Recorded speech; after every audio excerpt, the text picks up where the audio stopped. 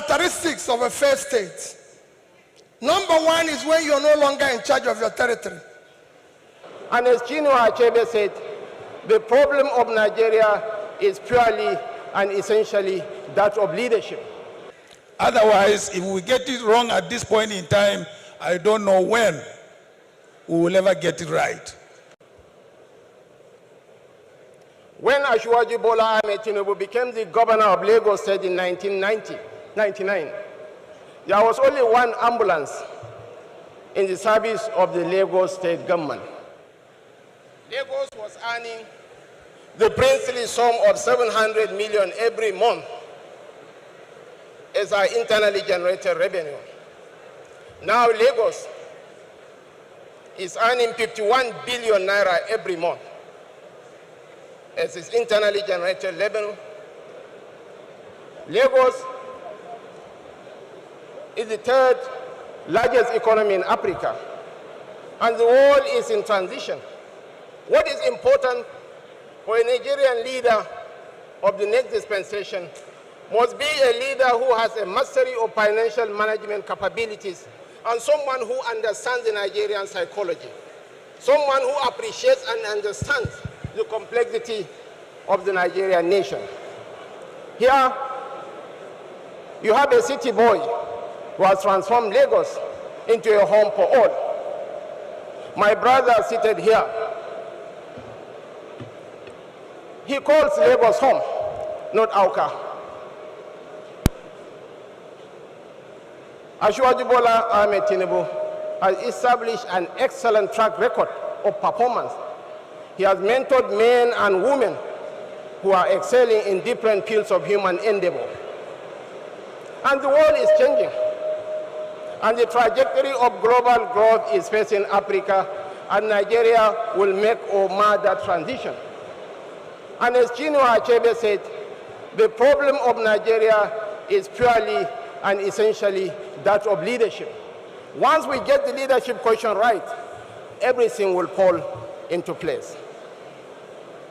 In this age when others are talking of artificial intelligence, when others are talking of nanotechnology or biotechnology, we need a leader who has the skill set, who has the understanding of the global economy to shepherd us in this age.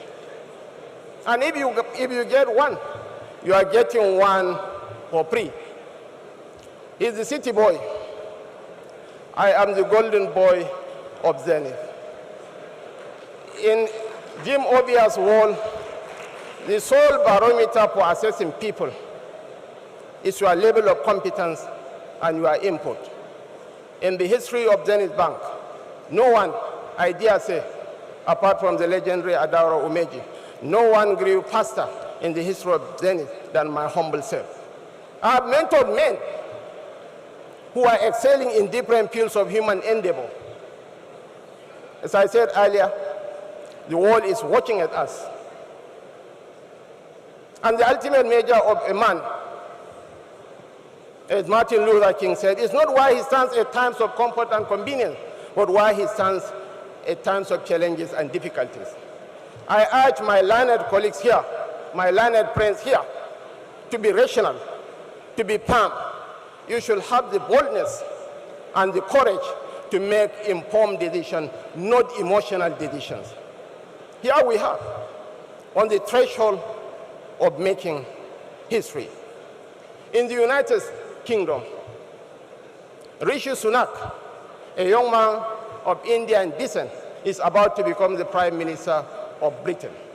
I urge you all to align yourself with the aspirations of the APC candidate, fundamentally because of his competence. He has an established track record of performance. Lagos is now a tourist destination of choice in the West African sub-region. Lagos produces 75% of the bird collections in this country. Lagos has the bosom, has the generosity of spirit to embrace all. And we are going to recreate the Lagos experience all over the country. Your Excellencies, distinguished ladies and gentlemen, I urge you, I beseech you, I call on you to to use your rational sense of judgment.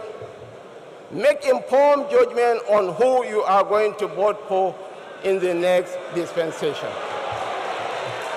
It's absolutely essential that you vote for competence, for capacity, for a leader who can lead us to the promised land. It's absolutely essential. Yes, Ashwaju Bola Ahmed Tinubu is the man to beat.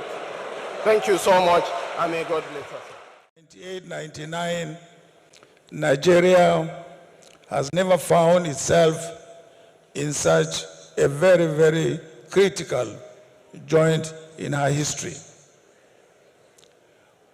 Today, we have had all the negative indices as far as our country. Today, we are more disunited as a nation. We have never experienced this level of poverty.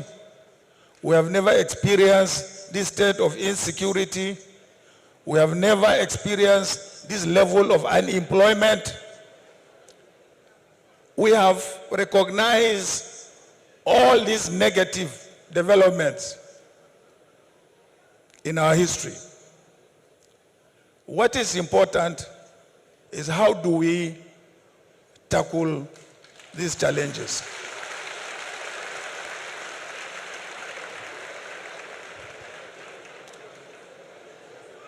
And this is where history and also experience beckon on us to make sure that we don't get it wrong at this point in time. Otherwise, if we get it wrong at this point in time, I don't know when we will ever get it right.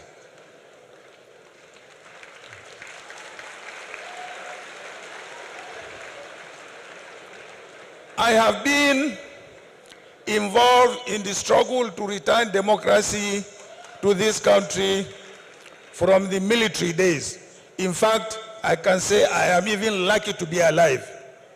So many of my contemporaries have been murdered, have been killed in this struggle. But somehow, by the grace of God, by miracle, I have survived up to this point in time. And that's why in my brief introduction, I stated that there are 5 key areas that any leadership, forget about party, any leadership, whichever from political party, must confront these 5 issues. And I enumerated them. I said the unity of our country is very, very fundamental. And how do we achieve the unity of our country? Is by making sure that we give every part of this country a sense of belonging.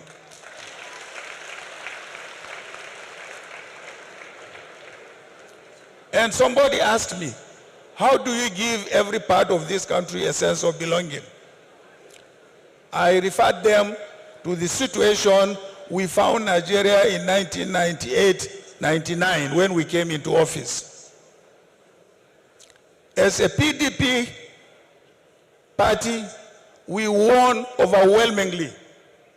We could go on and form our party, our government, just based on our majority. But we decided to shelve the majority and say, look, every political party must be part of our administration. And we formed a government of national unity. No sooner we formed the government of national unity, there was calm in the country. After the calm, what next? How do we move? Then the issue of the economy came in, the issue of security came in. Because we had a consensus, we had no problem dealing with the subsequent challenges. Therefore, ladies and gentlemen, I believe we have had an experience, and it is that experience that I said must be brought back. Yes, must be brought back. It is only when you have this sense of belonging that you will be able to deal with, say, the issue of security. It is when you deal with the issue of security, then you will now come to the economy. My 5 points that I enumerated are all interrelated. From unity to security to economy to devolution of more powers.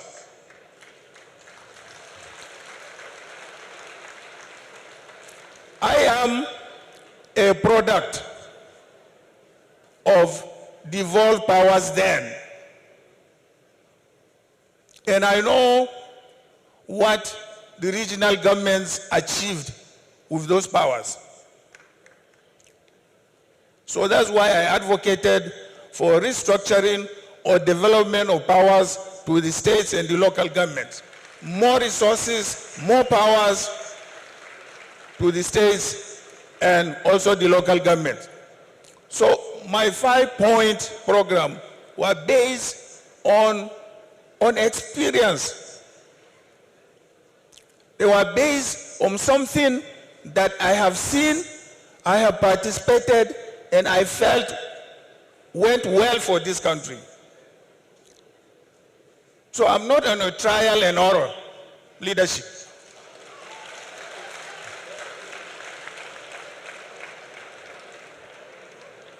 So distinguished ladies and gentlemen, I want to thank you very much for giving me the opportunity to address you briefly at this annual conferences. I wish you every success in your deliberations. Thank you. God bless. I recognize the former Vice President of Nigeria and my leader, Alhaji Atiku Abubakar. All other protocols duly. Mine is a very simple one. Let me start by thanking the organization for inviting me. As you know, I'm one of those strongest beneficiaries of the judiciary. For my strong legal team, for the work of my small level team led by Dr. Onyechi Bazu, SAN, and led OJ Nadi, SAN, I wouldn't be standing here. You know that from my election petition to my impeachment to my tenure interpretation.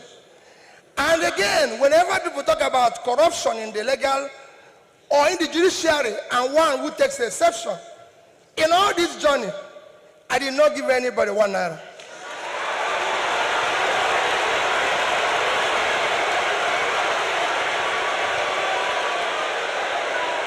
So for me,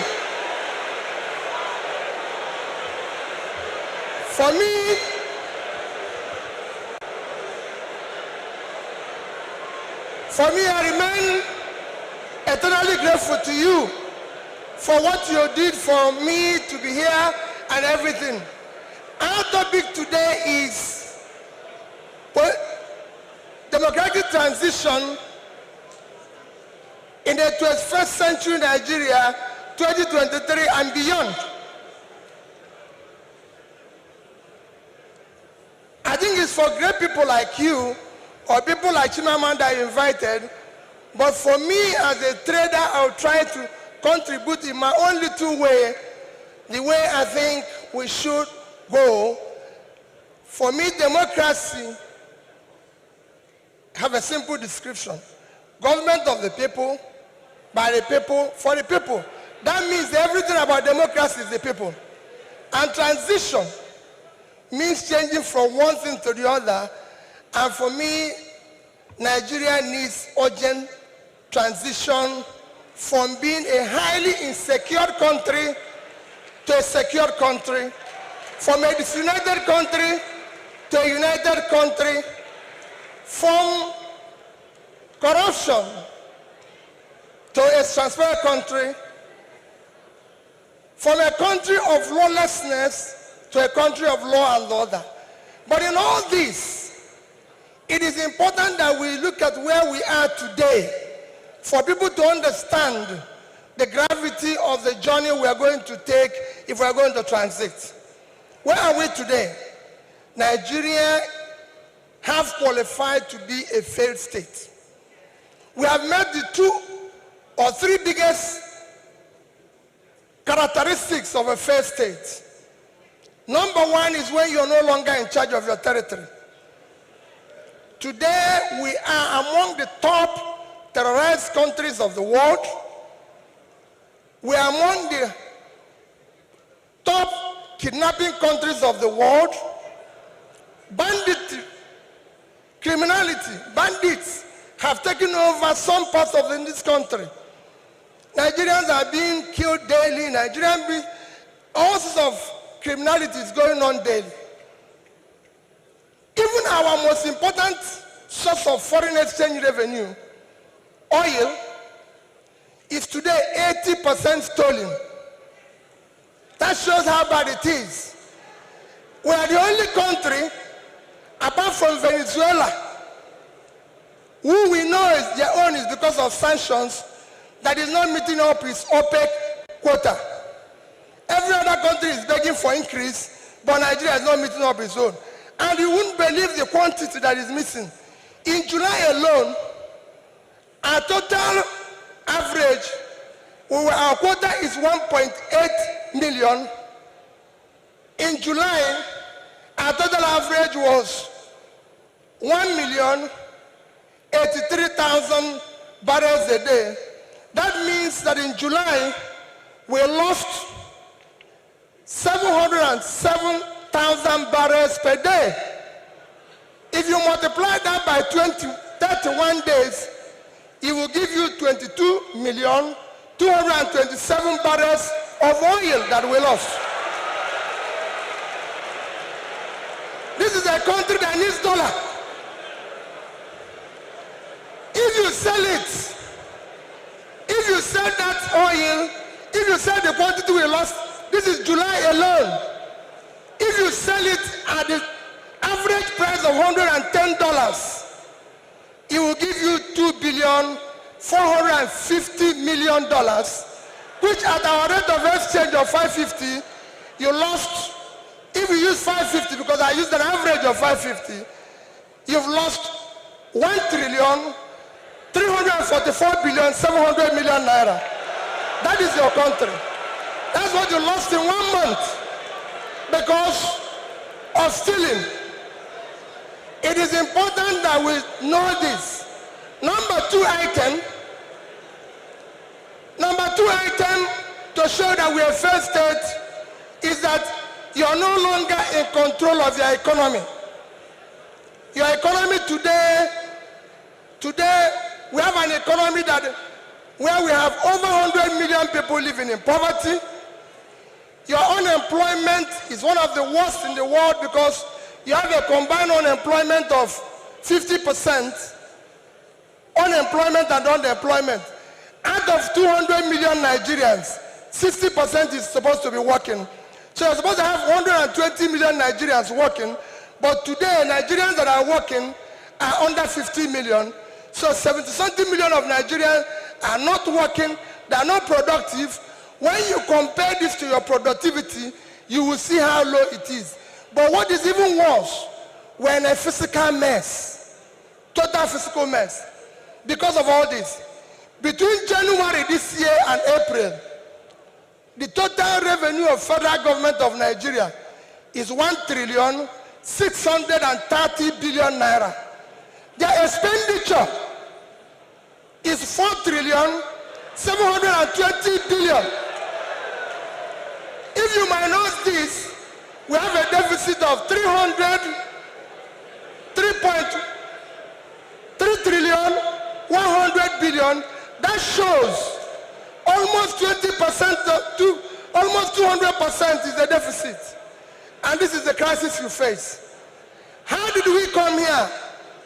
It's a cumulative effect of leadership failure over the years. Because it's 10%, I'll stop here, I would have talked about power. How did we come here? What are we going to do very quickly to come out of this?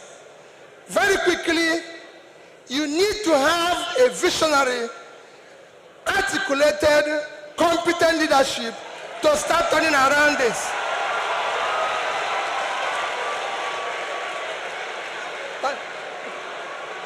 So, next year, the time is up, I'll take it there. Next year, the election you're going to have next year will not be about, remember, it is not about tribe, no religion, not connection, not entitlement. It must be election about character, competence, capacity, and commitment to deliver.